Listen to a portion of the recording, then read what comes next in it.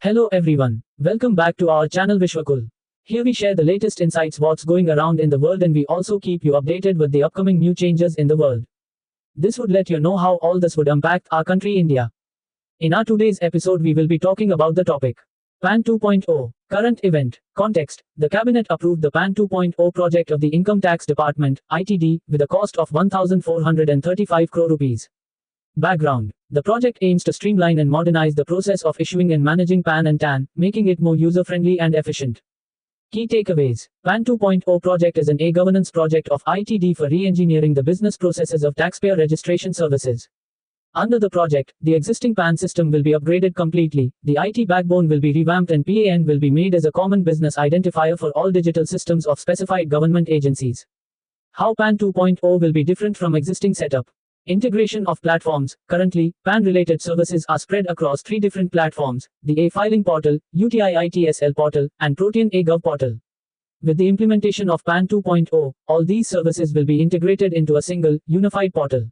This one-stop platform will handle comprehensively issues, matters related to PAN and TAN, including application, updates, corrections, Aadhaar PAN linking, reissuance requests, and even online PAN validation. Comprehensive use of technology for paperless processes, complete online paperless process as against prevailing mode.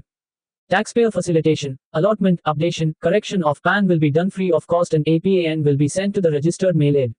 For physical PAN card, the applicant has to make a request along with the prescribed fee. About PAN and TAN. A 10-digit alphanumeric number, PAN, enables the Income Tax Department to link all transactions of a person with the department. These transactions include tax payments, tax deducted at source, TDS, tax collected at source, TCS, credits, returns of income, specified transactions. Once PAN is allotted, it remains the same forever. It is mandatory to quote PAN on filing of income tax return. TAN stands for Tax Deduction and Collection Account Number, which is a 10-digit alphanumeric number issued by the Income Tax Department. TAN needs to be obtained by all persons responsible for deducting or collecting tax at source. It is compulsory to quote TAN in TDS, TCS return, any TDS, TCS payment challan, TDS, TCS certificates. Cyclone developing in Bay of Bengal, heading towards Tamil Nadu. Syllabus. Prelims. Geography. Context: India Meteorological Department, IMD, recently announced intensification of the existing deep depression into a cyclone and the chances of the storm hitting the Tamil Nadu coast. Background: flanked by the sea on 3 sides, India's east and west coasts are affected by cyclones annually. Key takeaways: the storm will be identified as Fengal, a name proposed by Saudi Arabia. This is the second cyclone in the post-monsoon season to affect the Indian coast after Cyclone Dana, which crossed Orissa as a severe category storm in late October. Climatologically, about 5 cyclones develop in the North Indian Ocean basin, comprising the Bay of Bengal and the Arabian Sea, each year. Of these, an average of 4 cyclones develop over the Bay of Bengal and 1 over the Arabian Sea. This basin is most prone to cyclone development during the pre-monsoon season, April, June, and post-monsoon season, October, December, months. About tropical cyclones. A cyclonic storm, or a cyclone, is an intense vortex or a whirl in the atmosphere with very strong winds circulating around it in anti-clockwise direction in the northern hemisphere and in clockwise direction in the southern hemisphere. Tropical cyclones are those which develop in the regions between the tropics of Capricorn and Cancer. They are the most devastating storms on Earth. Tropical cyclones are also referred to as hurricanes over Atlantic Ocean, typhoons over Pacific Ocean, willy-willies over Australian seas, and simply as cyclones over North Indian Ocean, NEO. Structure: I. Calm, cloud-free center. Eyewall, region of strongest winds and rainfall around the eye. Rain bands, spiral bands of thunderstorms extending outward. Favorable conditions for formation. Warm ocean waters, sea surface temperatures greater than 26.5 degrees Celsius provide the energy source.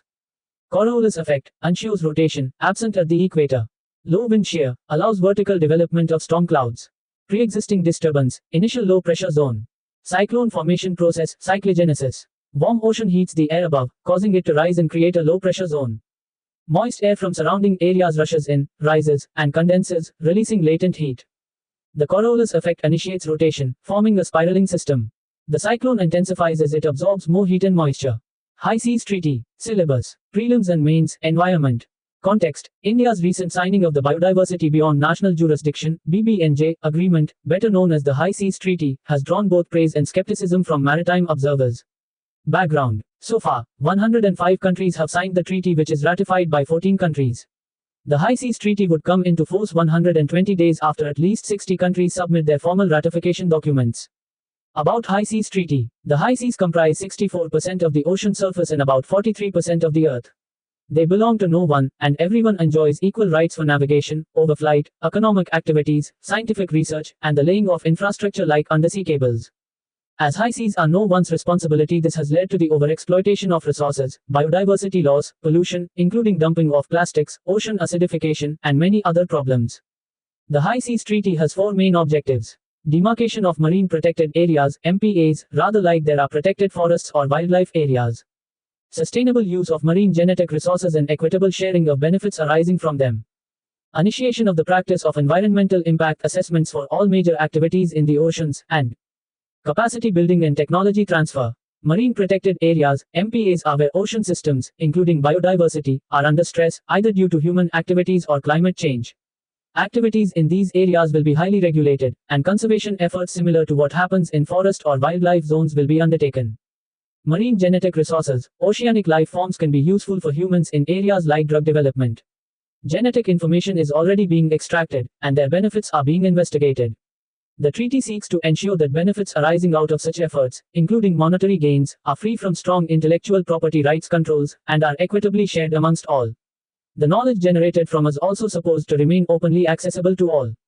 Environment Impact Assessments. The treaty makes it mandatory to carry out a prior Environmental Impact Assessment, EIA, for any activity that is potentially polluting or damaging to the marine ecosystems, or to conservation efforts.